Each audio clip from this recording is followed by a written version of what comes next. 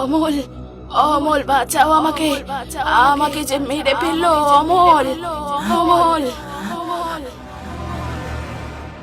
বলো হরি, হরি বল, বলো হরি, হরি বল, বলো হরি, হরি বল। উফ, বুড়োটা মরেছে, আমার যেন হাড়ের জ্বালা মিটেছে। গীতা, যতই হোক আমার বাবা ছিলেন উনি, এভাবে বলো না। বাবার প্রতি দরদ একেবারে উথলে পড়ছে। তা তোমার বাপ এই ভাঙা ঘরটা ছাড়া তোমার জন্য কি রেখে গেছে শুনি? তারও আবার দুটো ভাগ হবে। সেই তো তুমি ঠিকই বলেছ, এই বাড়ি নাকি আবার দুটো ভাগ করতে হবে। ওই খোঁড়া এই বাড়ির ভাগ্নি করবেটাই বা কি? হ্যাঁ, আর শোনো, আমি না এই বাড়িতে আর থাকতে পারবো না, বুঝলে? কিন্তু এখানে থাকবে না তো যাবেটা কোথায়? কেন, আমার বাপের বাড়ি গিয়ে থাকবো? আমার বাবার পাকা ঘর, অত জমি, সবকিছুর মালিক তো আমি একাই হব। ভুলে গেলে নাকি? সে কি আর ভোলা যায় গিন্নি? এখন তো তুমি তাদের একমাত্র মেয়ে, আর আমি একমাত্র জামাই। তাদেরকে দেখার দায়িত্ব তো আমাদেরই নাকি? তাহলে আর বলছি কি, শোনো না, অমন সুন্দর ঘর বাড়ি থাকতে এখানে থাকার কোনো মানেই হয় না। এক কাজ করি, শোনো, কালই বাক্স প্যাটরা গুছিয়ে চলে যাব, বুঝলে? সে না হয় হলো, কিন্তু অমলের কি হবে বলো তো? তাছাড়া এই ঘরটা ভাঙা হলেও জমির তো একটা দাম আছে নাকি? আমরা চলে গেলে তো সবই ওই অমল একাই ভোগ করবে। এই গীতাকে কি অতই বোকা ভাবো নাকি তুমি? আমার সব ব্যবস্থা করা আছে, বুঝলে? মানে কি করতে চাইছো তুমি বলো তো? শোনো, কাল সকালে আমার বাবার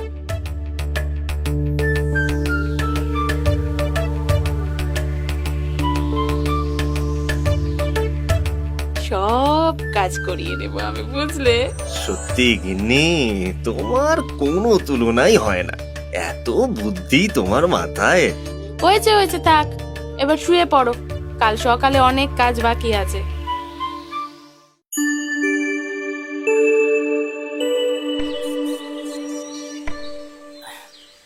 এ কি দাদা, বৌদি, তোমরা কোথায় যাচ্ছ এই সকালবেলাতে? দেখ ভাই, তোর বৌদি আর আমার পক্ষে এই ঘরে থাকা আর সম্ভব হচ্ছে না রে, তাই এখন থেকে আমরা তোর বৌদির বাপের বাড়িতেই থাকবো। কিন্তু তোরা চলে গেলে আমার কি হবে রে দাদা? আমি তো একাই বাড়িতে কি করে থাকবো? রে, তুই আমার একমাত্র ছোট ভাই, তোকে ফেলে কি আমি যেতে পারি? তুইও আমাদের সাথে যাবি, কি বলো গীতা? তা নয় তো কি, তুমি আমাকে ওই বাড়িতে গিয়ে একটু হাতে হাতে সাহায্য করে দেবে, আর আমাদের সাথেই থাকবে। কি ঠাকুরপো, পারবে না? খুব পারবো বৌদি, সত্যি আমি ভাবিনি তোমরা আমাকে তোমাদের সাথে নিয়ে যাবে। কিন্তু দাদা। আবার কিসের কিন্তু? না, বলছিলাম আমরা সবাই যদি এই বাড়ি ছেড়ে চলে যাই তবে বাড়িটা দেখভাল করবে কে? এই তো বাড়ির ছিঁড়ি, তার আবার দেখভাল? মাগনায় দিলেও এই বাড়ি কেউ কিনবে না। তা নয় তো কি, সে তো আমার বাবার এক চেনা লোককে বলে কয়ে এ বাড়ি কিনতে রাজি করালাম আমি, তাতে কিছু টাকা তো আসবে অন্তত। হ্যাঁ, এই বাড়ি বিক্রি করে দেবে? কই, আমাকে তো কিছু বলনি আগে। তাছাড়া এই বাড়ি যে আমাদের বাবা মায়ের সেই স্মৃতি দাদা। আমাকে কি সব কাজ তোকে বলে করতে হবে নাকি? ওই ভদ্রলোক এক্ষুনি এসে পড়বেন। তুই যদি যেতে চাস আমাদের সাথে তাহলে যা, তাড়াতাড়ি তোর জামা কাপড় গুছিয়ে নে। ঠিক আছে দাদা, তুমি যা ভালো বুঝবে। আর হ্যাঁ শোন, এই বাড়ি বিক্রির পুরো টাকাটাই কিন্তু আমি আমার ব্যবসার কাজে লাগাবো, বুঝলি? তোর ভাগটা তুই পরে নিয়ে নিস। সে টাকা তোমার কাছে থাকা আর আমার কাছে থাকা একই ব্যাপার দাদা। আমি আমি সব গুছিয়ে নিই, যাই।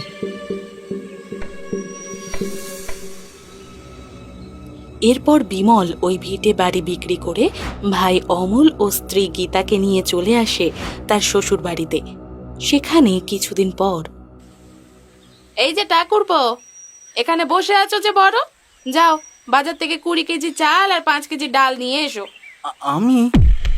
তুমি ছাড়া আশেপাশে আর তো কাউকে দেখতে পাচ্ছি না গো।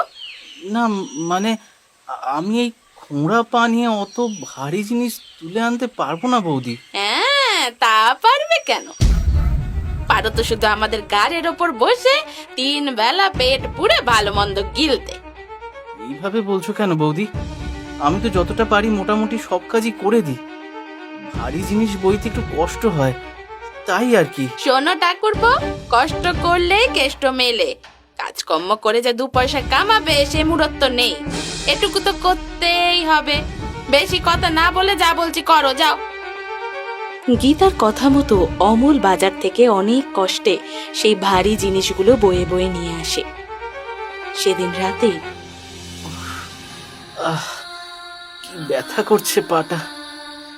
ভগবান কেন যে আমায় এমন খোঁড়া করে জন্ম দিল, তাই আজ দাদা বৌদির লাথি ঝাঁটা খেয়ে বাঁচতে হচ্ছে আমাকে।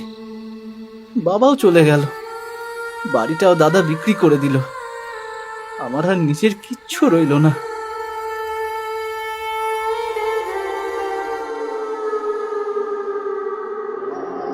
অমল, অমল বাঁচাও আমাকে, আমাকে যে মেরে ফেললো। অমল, অমল, অমল।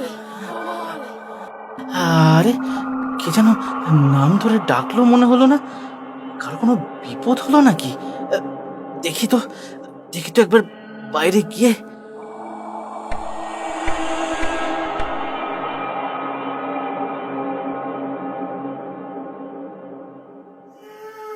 না, কোথাও কেউ নেই তো। কিন্তু আমি তো স্পষ্ট শুনলাম যে আমার নাম ধরে কেউ ডেকে সাহায্য চাইলো। তাহলে হয়তো মনের ভুল হবে। না, যাই শুয়ে পড়ি।